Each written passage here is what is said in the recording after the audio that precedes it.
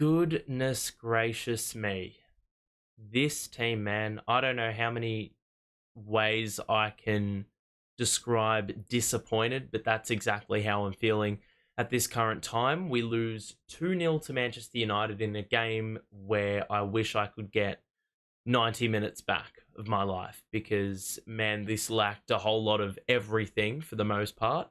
The only goals came from set pieces, and more specifically, moments where Everton would love their time back, much like, as I just said, I would. Two penalties given away in some, well, pretty unnecessary yet shambolic fashion.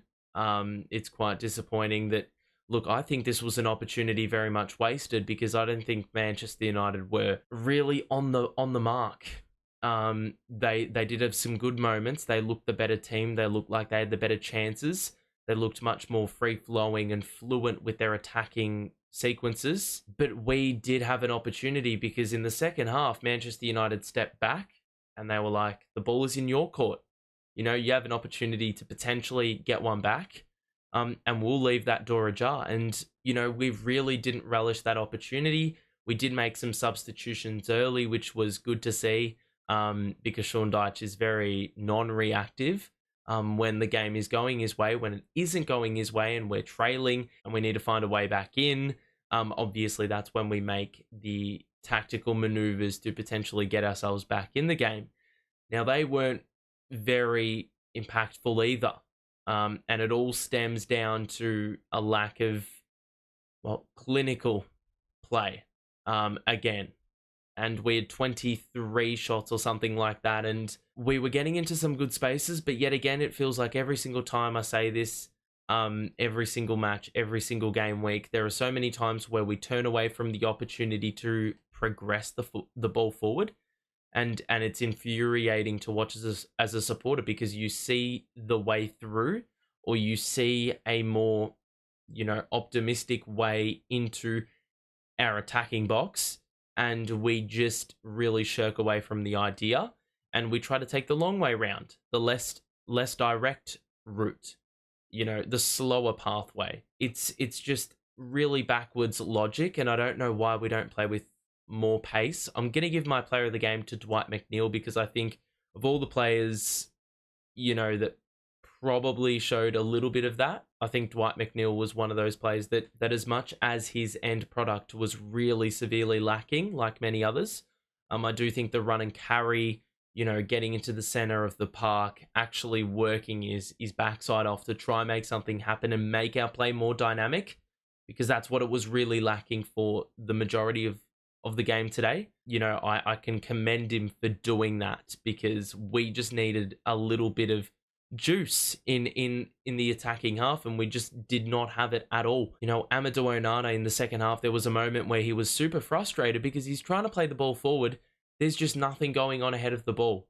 And that really sums it up for me. You know, there were a couple times where we did get a couple of passes through. I felt early in the game that was our real opportunity to, you know, set the tone. If we could get an early goal on the board and really capitalize on those errors by Manchester United, because they were really turning it over in that back half, that, you know, defensive third, I felt like, you know, that was the time. And if you could get an early 1-0 lead, then I think it would be far more straightforward than, you know, trailing 1-0, 2-0. Obviously, we saw what the result was. Now, I do have to talk about the penalties we gave away. We would have given away a third as well, a trio of penalties if Jared Branthwaite wasn't saved by an offside in like the 90th minute or so. But with regards to the two penalties, they're just really unnecessary, caused by Alejandro Garnacho. He was superb today. If we're looking at it from a holistic point of view, he is objectively the player of the game because he was just nuts. On the ball was brilliant, very pacey, got by his defender. Mikolenko was at sea.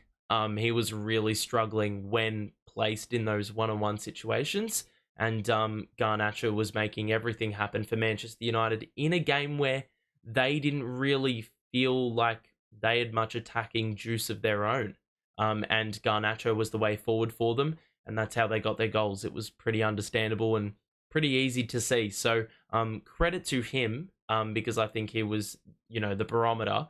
He set the precedent for what they did. You have to question why Everton players, they are very guilty of doing this, especially for the second penalty.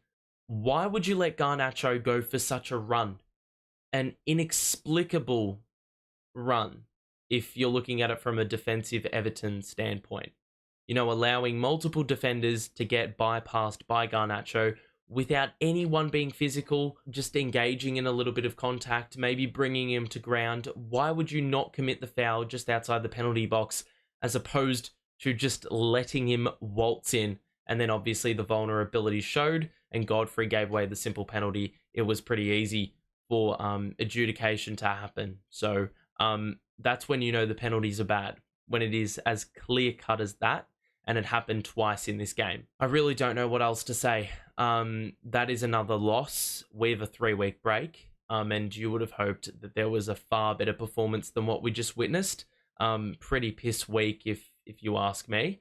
We really needed to show something more and leave it all out there because of, you know, the break we've got ahead of us now. And when we return, it'll be a game against Bournemouth, ahead of what is going to be a really important final stretch of the season, where 7 of our final 10 opponents are in the bottom 10 as it currently sits. So there is an opportunity there for the these boys to get some breathing space and ensure that any further financial sanctions will not place us in the mud. But yeah, I mean, this was just a performance that lacked everything. It was pretty gutless. It was pretty woeful and lethargic, and there's so many describing words I could use. Jared Branthwaite was superb at the back. All things considered, he was exposed like many others, but he did put in some great challenges. And yeah, I mean, Jordan Pickford made some really vital saves, but it didn't really count for much. He predicted the right way on one penalty, but of course the T-Rex arms were never going to reach that penalty, no matter how good you are at preempting where the ball is going to go. And then the second one, well, he just got sent the wrong way. You know, you're not going to win them all. So obviously the players I've mentioned, I don't think they were at fault. I think the midfield, the engine room, is partially responsible. They didn't really seem to show any urgency. The front line was lacking some real cutting edge. I think the commentators used the analogy of trying to cut a loaf of bread with a blunt knife. And also another analogy being the boxer without the knockout punch. We did a lot right. We generated shots. We got in some good areas, but just no polish at the finish line. And, realistically, you aren't going to win games of football if you play the way we did today. You're going to get absolutely flogged. And if there was a more ruthless opponent, one that shows no mercy, we probably would have lost today by 4 or 5 goals, to be quite honest. So I would consider this, all things considered, a win that we only lost 2-0. But of course, this was just a pretty abysmal performance. There's no sugarcoating it. Sean Dyche would definitely not be happy with this performance.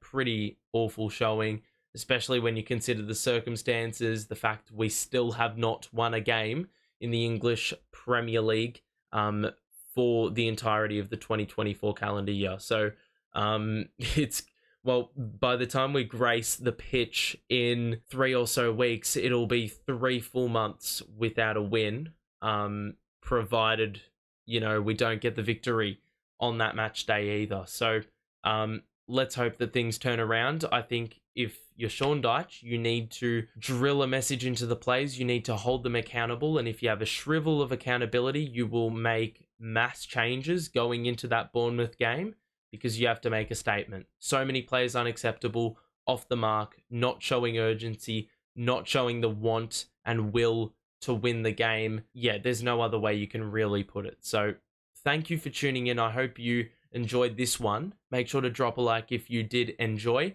And if you agree with me, share your thoughts. This is an incredibly important run coming up.